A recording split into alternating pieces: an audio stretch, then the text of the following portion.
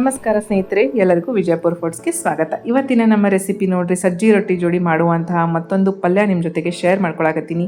ಈ ಪಲ್ಯ ನಮ್ಮ ಉತ್ತರ ಕರ್ನಾಟಕ ಒಳಗೆ ಭಾಳ ಅಂದ್ರೆ ಭಾಳ ಫೇಮಸ್. ನಮ್ಮ ಉತ್ತರ ಕರ್ನಾಟಕದ ಮಂದಿಗೆ ಈ ಪಲ್ಯ ಯಾವುದು ಏನು ಎತ್ತ ಅಂತೇಳಿ ಎಲ್ಲ ಡೆಫಿನೆಟ್ಲಿ ಗೊತ್ತಿರ್ತೈತಿ. ಸೊ ವಿಡಿಯೋ ಸ್ಟಾರ್ಟ್ ಮಾಡೋಕ್ಕಿಂತ ಮುಂಚೆ ನನ್ನ ಚಾನಲ್ ಇನ್ನೂವರೆಗೂ ಸಬ್ಸ್ಕ್ರೈಬ್ ಮಾಡ್ಕೊಂಡಿರಿ ಅಂದರೆ ಪ್ಲೀಸ್ ಸಬ್ಸ್ಕ್ರೈಬ್ ಮಾಡ್ಕೊರಿ, ಲೈಕ್ ಮಾಡ್ಕೊರಿ. ನೀವು ಸಬ್ಸ್ಕ್ರೈಬ್ ಮಾಡ್ಕೊಳ್ಳೋದ್ರಿಂದ ಯಾವುದೋ ಹೊಸ ವಿಡಿಯೋ ಹಾಕಿದ್ರು ನಿಮ್ಗೆ ಅದ್ರದ್ದು ನೋಟಿಫಿಕೇಶನ್ ಬರ್ತೈತೆ ಅಂತ ಹೇಳ್ತಾ ಇವತ್ತಿನ ರೆಸಿಪಿ ಸ್ಟಾರ್ಟ್ ಮಾಡೋಣ. ಫಸ್ಟಿಗೆ ನೋಡಿರಿ, ನಾನಿಲ್ಲಿ ಈ ರೀತಿ ಕಾಯಿ ಪಲ್ಯನ ತೊಗೊಂಡಿನಿ. ಇದಕ್ಕೆ ಏನಂತಾರೆ ನಿಮ್ಮ ಸೈಡ್, ಅಥವಾ ನೀವು ಯಾವಾಗಾದರೂ ಈ ಪಲ್ಯ ಮಾಡಿರೇನೋ ನನಗೆ ಕಮೆಂಟ್ ಮಾಡಿ ಹೇಳ್ರಿ.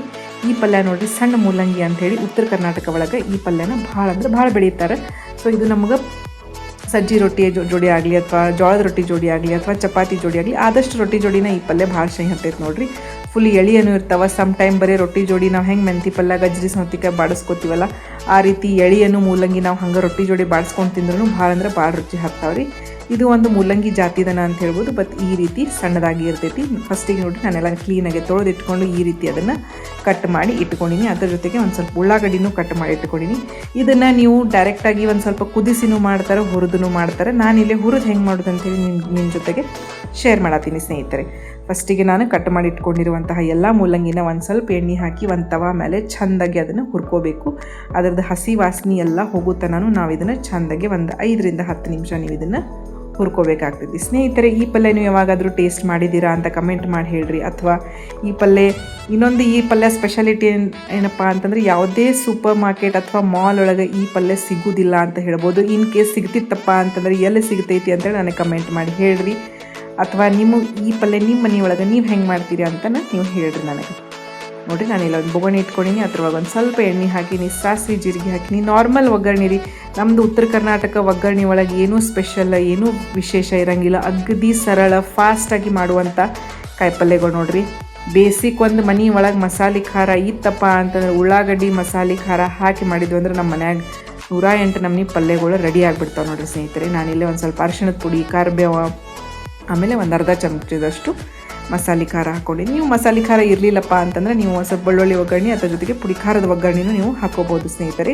ರುಚಿಗೆ ತಕ್ಕಷ್ಟು ಉಪ್ಪನ್ನು ಇದ್ರೊಳಗೆ ಹಾಕ್ಕೊಂಡಿನಿ. ಇದೆಲ್ಲ ಚೆಂದಾಗಿ ಫ್ರೈ ಆದಮೇಲೆ ಇದ್ರೊಳಗೆ ಒಂದು ಸ್ವಲ್ಪ ಟೊಮೆಟೊನು ನೀವು ಹಾಕೋಬೋದು. ಅಥವಾ ನಿಮ್ಗೆ ಟೊಮೆಟೊ ಇಷ್ಟ ಆಗಲಿಲ್ಲ ಅಂತಂದರೆ ನೀವು ಅದನ್ನು ಸ್ಕಿಪ್ ಮಾಡಿಕೊಂಡು ಡೈರೆಕ್ಟ್ ಬರೀ ಉಳ್ಳಾಗಡ್ಡಿ ಒಗ್ಗರಣೆಗನ್ನು ಹುರಿದಿಟ್ಕೊಂಡಿರುವಂತಹ ಮೂಲಂಗಿನ ಹಾಕೋಬೋದು. ನಾನಿಲ್ಲೇ ಒಂದು ಟೊಮೆಟೊನು ಇದ್ರೊಳಗೆ ಆ್ಯಡ್ ಮಾಡೀನಿ.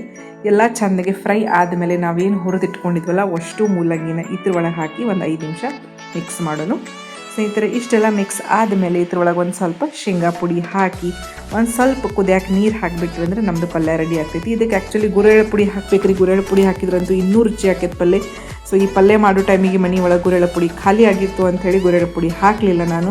ಬರೀ ಒಂದು ಸ್ವಲ್ಪ ಶೇಂಗಾದ ಪುಡಿ ಹಾಕಿದ್ದೆ ನೋಡಿ. ಈ ಕಡೆ ಉತ್ತರ ಕರ್ನಾಟಕ ಸೈಡ್ ಗುಲ್ಬರ್ಗ, ಆಮೇಲೆ ಮಹಾರಾಷ್ಟ್ರ ಸೈಡ್ ಸೊಲ್ಲಾಪುರ ಏನು ಬರ್ತೈತಲ್ರಿ, ಆಲ್ಮೋಸ್ಟ್ ಅಡುಗೆಗೆಲ್ಲ ನಾವು ಶೇಂಗಾದ ಪುಡಿ ಜಾಸ್ತಿ ಬಳಸ್ತೀವಿ. ಆಮೇಲೆ ಅಥವಾ ಈ ಕಡೆ ಉತ್ತರ ಕರ್ನಾಟಕ ಸೈಡ್ ನೀವು ಹೋದ್ರಿ ಅಂತಂದ್ರೆ ಅವ್ರು ಜಾಸ್ತಿ ಕೊಬ್ಬರಿ ಬಳಸ್ತಾರೆ.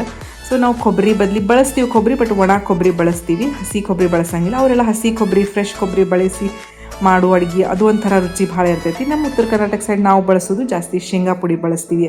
ಆಮೇಲೆ ಈ ಕಡೆ ಧಾರವಾಡ ಹುಬ್ಳಿ ಸೈಡ್ ಹೋದ್ರೆ ಅಂದರೆ ಅವ್ರು ಜಾಸ್ತಿ ಗುರೆಳ್ಳು ಪುಡಿ ಬಳಸ್ತಾರೆ ನೋಡಿರಿ. ಎವ್ರಿ 100 ಕಿಲೋಮೀಟರ್ 150 ಕಿಲೋಮೀಟರ್ಗೆ ಅಡುಗೆ ಮಾಡೋ ಪದ್ಧತಿಗಳು ಹೆಂಗೆ ಚೇಂಜ್ ಆಗ್ತವೆ. ಈ ಪಲ್ಯ ನೀವು ಡೆಫಿನೆಟ್ಲಿ ಮಾಡಿ ನೋಡ್ರಿ ಅಂತ ಹೇಳ್ತಾ ಧನ್ಯವಾದಗಳು.